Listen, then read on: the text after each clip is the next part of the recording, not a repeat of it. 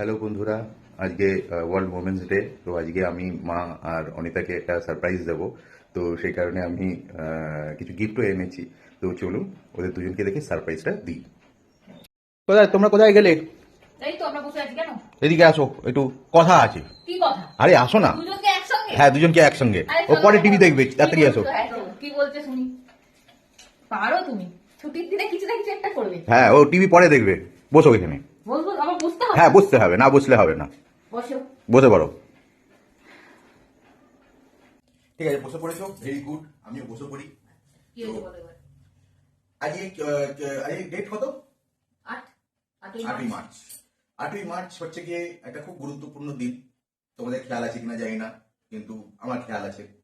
সেটা হচ্ছে গিয়ে আজকে ইন্টারন্যাশনাল ওমেন্স ডে, মানে হচ্ছে গিয়ে বিশ্ব নারী দিবস।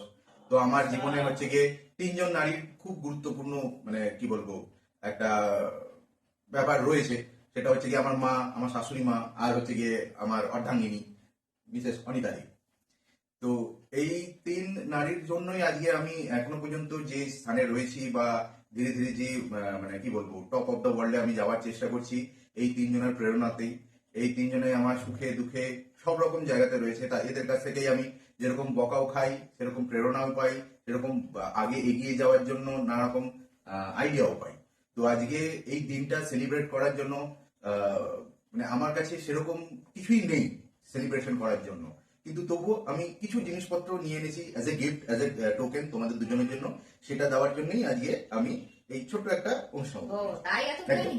একদম। দেখো গিফট সেটা যে তোমাকে লাখ টাকা দিতে হবে তার কোনো মানে নেই। তুমি যদি একটা 50% লজেন্সও দাও, ওরে বাবা, এই এটা তো হচ্ছে গিয়ে তোমার গিফট। এত গিফট, এত এটাই gift। তো অনেক। একদম। আর এটা হচ্ছে গিয়ে তোমার gift। অনেক বেশি, অনেক। তো ভালোই অনেক গিফট দিয়েছো। গিফট আবার ছোট বড় কি আছে? তুমি যদি 5 টাকা বললাম একটা লজেন্সও দিতে, তাতেও আমরা খুশি। তবু এই যে তুমি মানে এনেছো এই এটাই হিসেবে, অনেক। হ্যাঁ, মানে ছোটখাটো একটুখানি, মানে সবসময় তো আমার সময়ও হয় না, আর কাজেও ব্যস্ত থাকি, সব রকম ইয়ে হিসেবে করা হয় না। তাই তোমাদের দুজনের জন্য আমার এই ছোট্ট একটা উপহার। Thank you, thank you.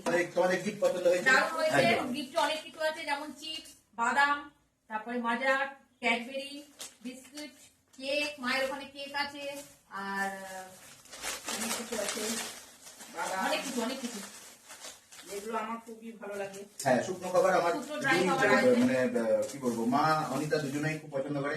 আমার শাশুড়ি মাও কিন্তু শুকনো খাবার খুব পছন্দ করে, কিন্তু এখন যেহেতু উনি এখানে নেই, উনি হুগলিতে রয়েছেন। তো যখন হোলিতে যাব তখন তার জন্য আমি কিছু জিনিস নিয়ে যাবো।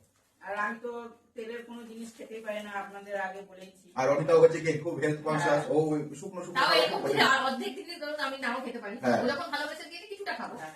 কিছুটা ধরুন ওকে ও একটু খেলো, নয় মাকে দিয়ে দেবো। মানে খাওয়া দাওয়ার অনেক মানে যাক, ইয়ে করে খুবই বসে ভালো লাগলো। বসে মানে খাওয়া। এই দিনটা যে তুমি মনে করে মানে যেটুকু করেছো খুব ভালো লেগেছে আমাদের। তোমার কেমন লেগেছে মা? আমার তো খুবই ভালো, আমার তো মনেও থাকে না। মানে আমি তো শুনে অবাক, মানে যে আমরা মনে চাই করে শুধু যে আমার হাজবেন্ড না, প্রত্যেকটা পুরুষ প্রত্যেকটা নারীকে সম্মান করুন। তার মানে সেই পুরুষের সে বড় হতে হবে তার কোনো মানে ছোট হলেও তাকে সম্মান করতে হবে। সে নিজের না হোক, পরের মেয়ে হোক, পরের স্ত্রী হোক, পরের যাই হোক, মানে একটা নারী জাতিকে সবাইকে সম্মান করা উচিত। কারণ এখন দিনকাল যা হচ্ছে আশেপাশে আপনারা সবাই দেখতে পাচ্ছেন, নারী জাতির উপর যা টর্চার চলছে, মানে সেটা বলার নেই। তাই এটাই আমি রিকোয়েস্ট করবো সব পুরুষদের কাছে, যে প্রত্যেকটা নারীকে সম্মান করুন।